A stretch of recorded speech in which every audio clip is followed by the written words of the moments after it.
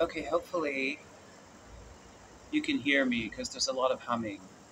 Um, I'll try to speak loud and clear. So, this video is about the philosophical seeming contradiction between Abraham Hicks, aka Esther Hicks, and Marianne Williamson. Now, I am not an expert on the previous philosophy as articulated in of Marianne Williamson, as like I have not read Course in Miracles. I've not read it. I have never read any of Marianne Williamson's books. What I know about her philosophy is from her talks and her um, policies and the quotes that I keep seeing popping up everywhere from her books. So, and there's critiques as well, which even the people critiquing her, when I hear the quote, I'm like, I understand that. I understood that in a completely different way than the way they're spinning it. Anyway, so basically, there's a seeming contradiction between the approach to spirituality and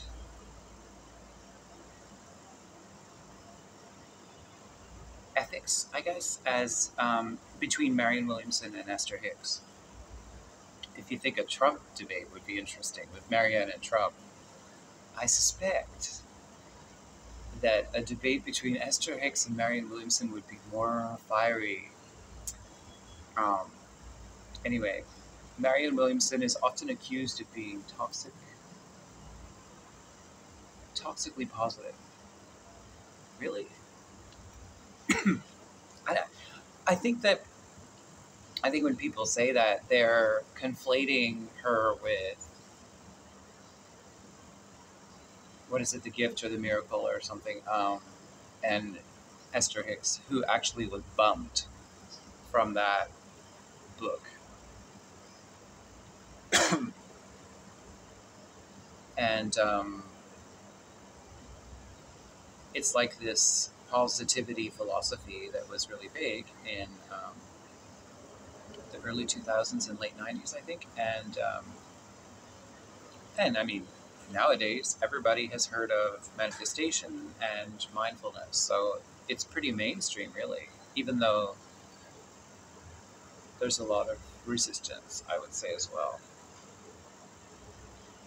Now, yeah, I mean, if you've seen Marianne Williamson's announcement speeches, and you've seen her talking about the shattered factories and I'm not making fun, but I mean, it's dramatic. Like, the broken windows and the addiction addled eyes of our fellow citizens. It's not exactly like, an affirmation. It's pretty, it's naming the problem. Let's put it that way. Now, Esther Hicks does not do that. First of all, Esther Hicks would never recommend anyone go into politics because she would say that going into politics is inviting a barrage of negativity. Because, yeah, I mean, Marianne Williamson's point is always like, yeah, of course it remains negative because we never go there. Whereas Esther Hicks's approach would be create the positivity in yourself first, and then build it to your friends and family, and then expand outward um, more and more gradually, which I think has validity, actually. I think peace starts at home. Now, there's something Marianne Williamson has cautioned her supporters against shaming Trump voters. Like, the people who love him are going to be defensive if you attack him, and the people who are going to vote Democrat are going to vote Democrat anyway. And the people who are on the fence are not going to be convinced by you shaming them or attacking Trump. So who are you talking to when you're raging? But then, a seemingly different approach when she is talking about spiritual people who are not political or claim they are not political, which is, as she points out, a political stance in itself. toughen up, Buttercup.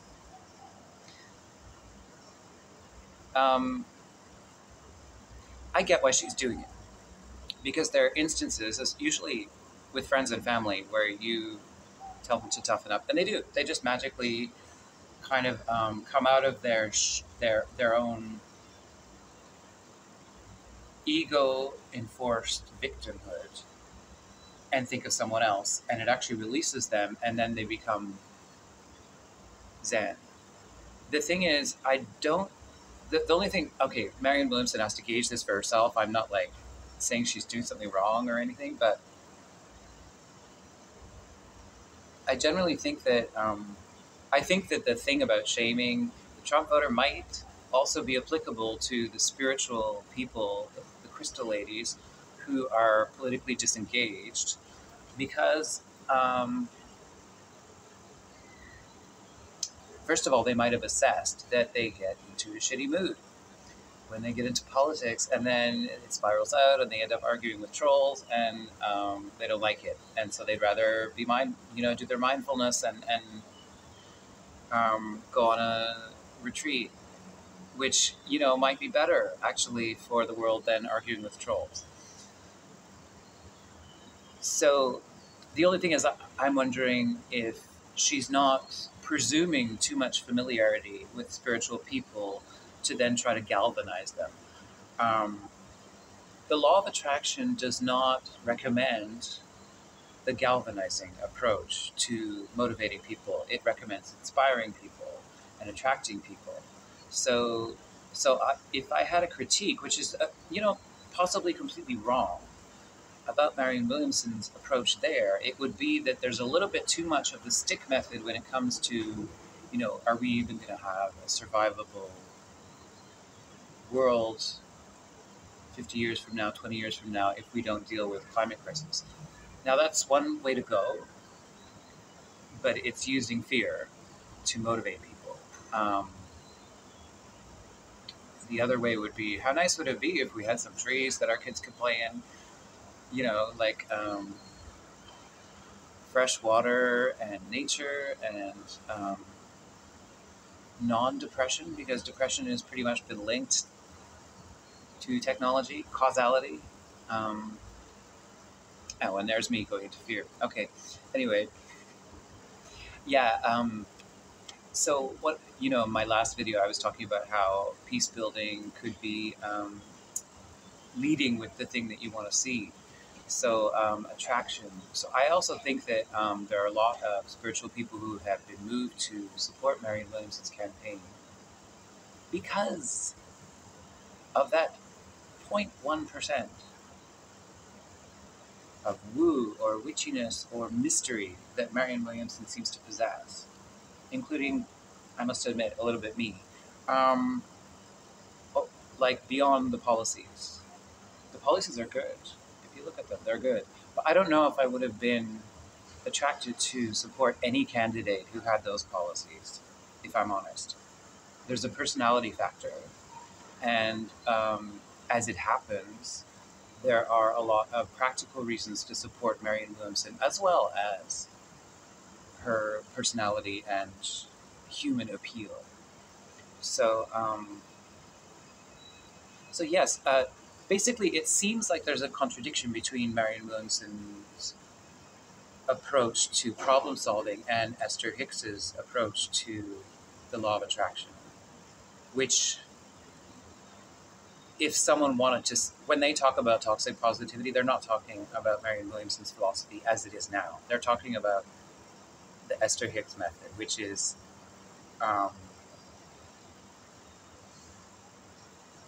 raise your mental vibration. Like that has to be more than not. Like that has to be your priority. Whereas I think Marianne Williamson wants to name the problems so that they're earmarked for being solved. The thing is, like, if people are constantly being galvanized, this disaster's happening, that disaster's happening, like the whack-a-mole game, that if they're exposed to that incessantly, they very easily go into despair because there's so much to deal with.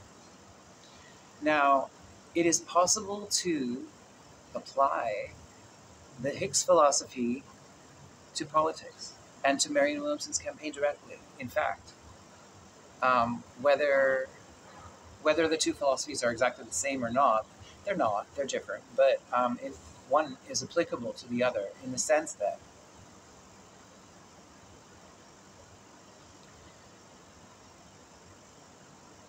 the positive vision that you want to see can be articulated, it can be envisioned, it can be talked about, it can be practiced.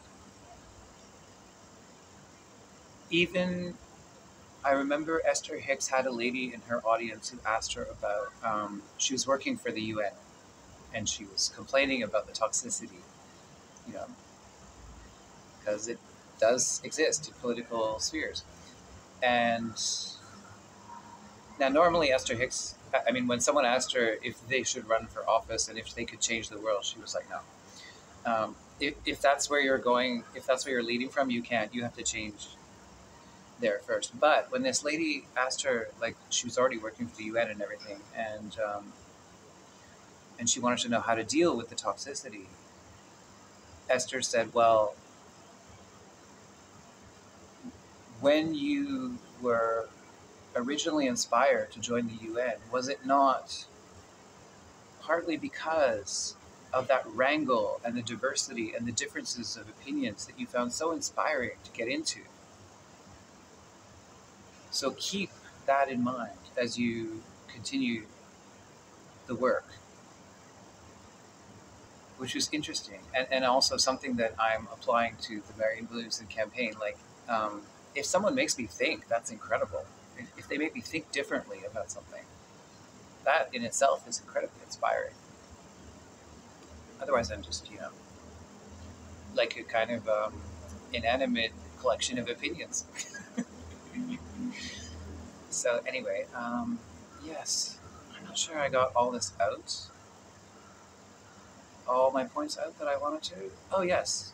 Now, okay, yes, toxic positivity. I don't want to galvanize all these anti-toxic positivity people to go and attack Esther Hicks, because the thing is, she also says, she uses this analogy with the gas tank, right? With if your gas tank is empty, you don't just put a smiley face sticker on it. You fill the gas. The gas is there. And even Esther Hicks, who is more extremely positive than Marianne Williamson, even she, when asked about, this woman wanted to heal her eyes, and she was asking for Hicks to give her some techniques to heal her eyes, the first thing Abraham Hicks said to her, or Esther Hicks said to her, was, well, I wouldn't want you to deprive yourself of the amazing technology that modern medicine has come up with. Well, I have my opinions about that, but that was a cool thing to say, and also true. Before you get into trying to use mindfulness to heal yourself, you could actually just use the tools at your disposal and treat it. Anyway, so yeah, even Hicks is not that toxically positive. If they're worried about, people not taking medicine or not availing themselves of the benefits of science, then I don't think they have to. I don't think they have to worry about that with those articulators of wellness philosophy. From my perspective, anyway. Am I done? Yeah, I'm done. I did better with the Christian Strand video. This is a little bit. I've been trying to do this video for weeks, and it was revolving in my head. But I guess it's kind of just idiosyncratic or ramble. Anyway, lots of love to you all. Be well. Build peace. Build love. Appreciate each other. Appreciate each other. That's a big one. All right. I appreciate you all.